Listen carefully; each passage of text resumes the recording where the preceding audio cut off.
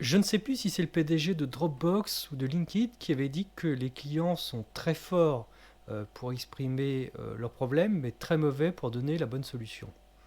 Et c'est vraiment là où intervient le product management, c'est de surtout pas écouter le client lorsqu'il veut absolument pousser une solution, mais remonter jusqu'au véritable problème, et de ce problème, redescendre jusqu'à la meilleure solution. Alors je vais vous donner un cas fictif, mais bon, pas tout à fait. Mais pour un petit peu imaginer tout ça, imaginons que vous avez un site internet et vous vendez des montres de luxe, par exemple, et vous voyez que vous avez un ratio entre les visites et les ventes qui est absolument très faible. Imaginons par exemple 1%, voire 0,1% de transformation, c'est-à-dire d'achat. Alors certes, vous vendez des montres très chères, on va dire de 2 à 7 000 euros par exemple, ou 10 000 euros, et vous, ce que vous aimeriez, c'est améliorer évidemment votre transformation, c'est-à-dire augmenter vos ventes.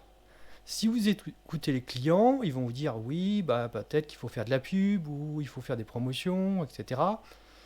Et bah, qu'est-ce que vous allez faire? Vous allez partir sur la création de modules, par exemple, qui permettent de pousser de la pub sur Facebook ou de modules qui permettent de faire des promotions.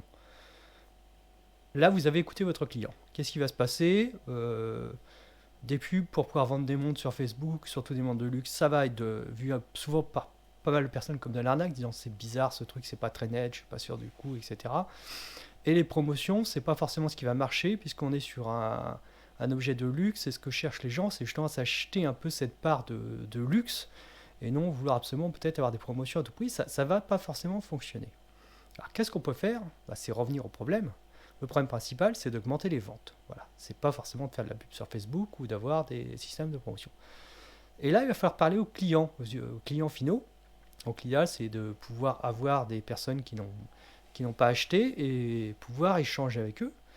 Et vous allez peut-être définir des profils utilisateurs. Pourquoi est-ce qu'on achète une montre de luxe ou pourquoi est-ce qu'on va acheter une montre de luxe?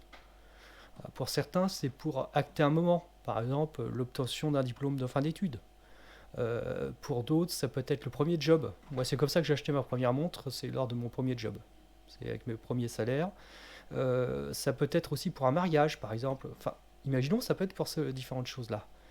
Donc là, vous allez établir des jobs to be done. Moi, j'aime pas trop les personas, mais des problématiques. Quelles sont les personnes qui cherchent à résoudre une problématique? Un premier job, par exemple, un diplôme de fin d'études, un mariage ou un autre événement, ou le premier enfant, j'en sais rien, par exemple.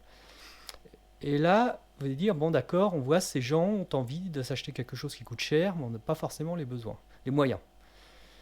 Quelle est la solution qui permettrait de répondre à ça?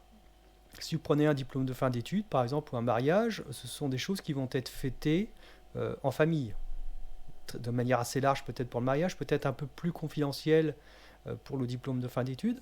Là, vous pouvez dire, tiens, est-ce que je pourrais pas faire un système de cagnotte qui permettrait à une personne de dire, voilà, moi, pour mon diplôme de fin d'études, pour mon mariage, j'aimerais avoir telle montre, et toute personne de mon entourage proche peut y participer. Et donc là, ouais, on est sur une solution qui est totalement différente, sur un système de promotion. Même si vous faites 3 ou 5% sur une montre à 7000 euros, la personne ne va pas forcément l'acheter.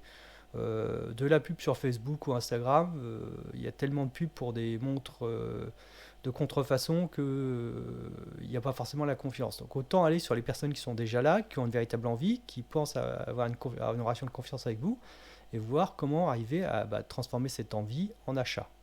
Et bien par exemple, si ça peut être une cagnotte en ligne qui permet à chacun de participer. Alors pourquoi c'est intéressant ça par rapport à une cagnotte Litchi et autres?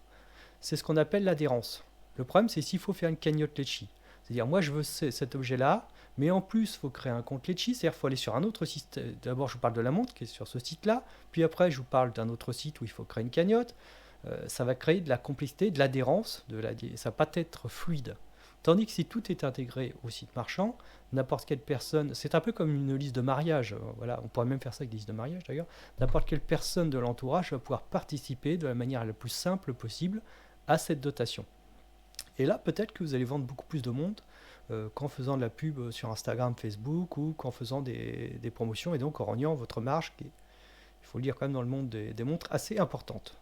Donc vous voyez, c'est un exemple concret, mais c'est quelque chose sur lequel j'avais pensé par rapport à différents cas d'études dans le e-commerce. Bon, j'ai jamais pu le mettre en place, ce genre de choses. Ça mériterait d'essayer, en tout cas, de lancer des prototypes par rapport à ça.